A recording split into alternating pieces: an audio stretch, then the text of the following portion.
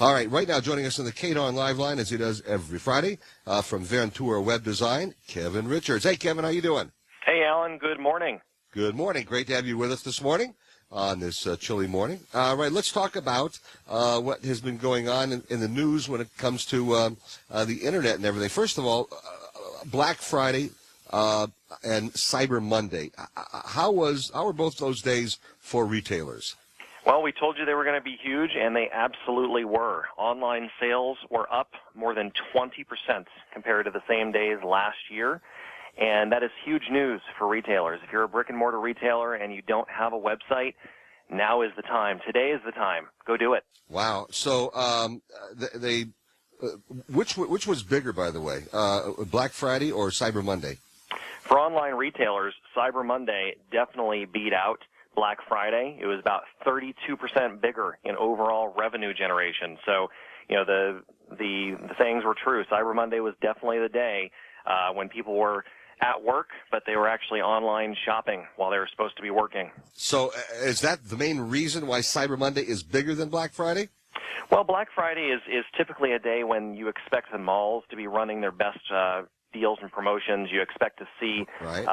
That's the experience you want to go have on that day. You want to go wait in line. You want to, go be the first one in line at Best Buy or wherever, and that's what people think about Black Friday as. People think of Cyber Monday as the day to get online and get the best deals that way. So it's two different mentalities, and obviously if you're an online retailer, you were running a lot of promotions and a lot of deals, even on Black Friday, and those sales numbers were significantly up year over year. All right. Well, and also a lot of these online folks I know are probably offering a free shipping along. You spend so much and they give you free shipping, and you get it delivered right to your home. You don't have to schlep it home. It's absolutely true. Free shipping is, if you're an online retailer, that is the number one incentive that's going to drive a consumer to buy from you over a competitor. You think about shopping online, there's a couple of reasons why you do it. It's about price, it's about selection, and it's about service. You can actually get better service sometimes from an online retailer than you can from a brick-and-mortar retailer. How many times have you gone into a big box electronics store and been ignored? You have some questions. You can solve that problem online really easily by having a chat box, and so many online retailers have that. It's providing a better experience for those online shoppers. Oh, what cities had the most online shopping? So we had a study that was done by ComScore, and I think it was L.A. that had the most online shopping done on Cyber Monday, and they judged that based on the amount of traffic. They can purchase what are called the traffic reports from the internet service providers, and they can actually gauge which websites people are going to. So it's kind of the cities you'd expect: Los Angeles, New York, Washington D.C., Chicago, Atlanta. Those are the primary ones where people are really getting online and doing their online shopping. Wow. Okay. You don't know where Las Vegas falls in that, do you? Have any chance? I don't. The list didn't. Obviously the traffic in L.A. is significantly higher. Get down that low. Yeah. Now, when it comes to shopping like online, do more shoppers shop using PCs or smartphones? So that's an interesting question. There's a company called ComScore, and they're another company that aggregates all that internet traffic, and they try to understand the trends. And the trend that they're seeing is that on Cyber Monday, they're estimating that about $1.8 billion overall was sold to users on PCs versus just $200 million to smartphone users. So what they're finding is that people are using their smartphones to shop around, to price match while they're in the stores, to check on things on the fly. But when they're really serious about buying, they're going to go sit down in front of a computer and have the full online experience. Now, I'm sure you've used your iPhone and you've seen a website that was built for the iPhone, and then you go to your computer and you see a different experience from that same website. That's why people are still shopping online, because there's just simply more screen space. You get more information about the product. I agree. You get more photography of the same product. You get product reviews. There's just so much more of a rich experience there when you're using your PC.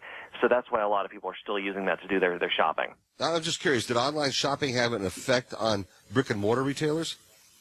Well, they're saying that store foot traffic was actually down about 4%, but overall sales from last year were up by just about 1% in physical brick and mortar stores. So their sales are definitely down. They're not where they would like them to be, and the foot traffic is also down. And they gauge that. If you ever noticed, if you go into some of the bigger stores, up above the door, they actually have a little monitor, a little sensor, and it's trying to count the number of people who've come into that store.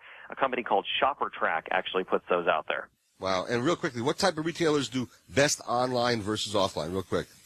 Well, so electronics retailers have a much harder time competing offline because there's so much good quality online. And, you think about the experience that you get in the store, like I mentioned earlier, versus the experience you can have online.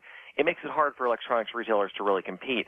But where you do want to go to the store is when it comes to clothing. It's a lot better to go to a store. You can try on the clothes. You can feel the quality of the fabric. It is still really difficult to shop for clothes online unless you already know the designer and you already know the exact style size. All right, stay with me. I want to talk a little bit about this Amazon, because they're now talking about using drones for delivery, and I've got to talk about that. I'm talking with Kevin Richards, Ventura Web Design, and we're going to come on back and continue our discussion with him in a moment. Joining me right now on the Kid on Live line is Kevin Richards from Ventura Web Design, the folks who designed my personal website. Kevin Richards with me right now. Let me ask you about this idea, Kevin, of these Amazon I couldn't believe they're talking about using drones for delivery of goods. Is this serious type of stuff they're talking about, or is just pie in the sky discussion? Well, I like how you said it. They're talking about using drones, and I think there's a reason for that. I think that they want to send a little bit of a chilling effect across smaller retailers to remind them that they're the big dogs, and these small retailers that are trying to compete and trying to sell and unfortunately taking a bit of Amazon's market share, they want to make it seem like, hey, we're definitely going to be the winners over the long run, so hey, you should just come work with us right away. On 60 Minutes, Jeff Bezos, the CEO of Amazon, said they've been working on these drones for about 4 or 5 years, and it's going to take another 4 or 5 years for them to actually get in the sky. The drones are supposed to have the ability to carry about 5 pounds, which is going to cover about 86% of the product that Amazon carries. So the way I envision it's going to work is it's definitely going to be a mobile-based product, meaning they're going to want you to place the order primarily from a mobile device. And so you'll go outside, you'll use your Amazon app, you'll place your order, and then at the end, or at some point during that checkout, you're going to click a button that says, take my GPS coordinates. And you're going to submit those GPS coordinates to where you want that drone to land with your product. And so the neat thing about this, if it were to happen, you could be out on a trip or on a soccer event out in the middle of the field, and you could order something, and 30 minutes later, in theory, a drone could be landing with your product. Wow. I mean, it's amazing. So the drone would land, bring you your product, and then it would take off again. I mean, I imagine that's what would happen. Yeah, it's going to be, a self-flying drone. It's going to follow the shortest path from the closest warehouse that has the product you've ordered to your location, and it's going to land, it's going to release its payload, and then it's going to zoom right back up in the sky. That sounds very sci-fi-ish, very futuristic, and very, very unusual. Real quickly, I want to ask you about one other thing. We've got a lot of time. There was a woman who got a ticket recently for wearing Google glasses while she was driving. Did you hear about that? I did. She was in San Diego, and I believe it was the California Highway Patrol that wrote her that ticket. And, I think the law that they cited was you can't have any type of TV monitor in front of you. You can't be viewing anything that has, motion is kind of one of the ways they gauge that. So Google Glass, it's really, you got to think of it as just basically a pair of very thin, clear sunglasses, and it has a projector in it. The projector projects onto those glasses in front of your eyes, and that creates a reflection for you to see. So what they're saying is that by just having those glasses on, you could be doing, it's basically the same as watching a television receiver, or video monitor, or a screen. Is it in one eye or both eyes? I believe it is just in one eye. How would the CHP even know that she had those on? I mean, they look different than regular glasses, or what? Well, they do. They look like clear glasses, and you can see they have the projector on the side. It's pretty obvious that they're Google Glass. Oh, okay. I don't think I've actually seen a picture of them. So, all right. Well, listen, I appreciate you being with me this morning. A lot of stuff to think about. Amazon drones, huh?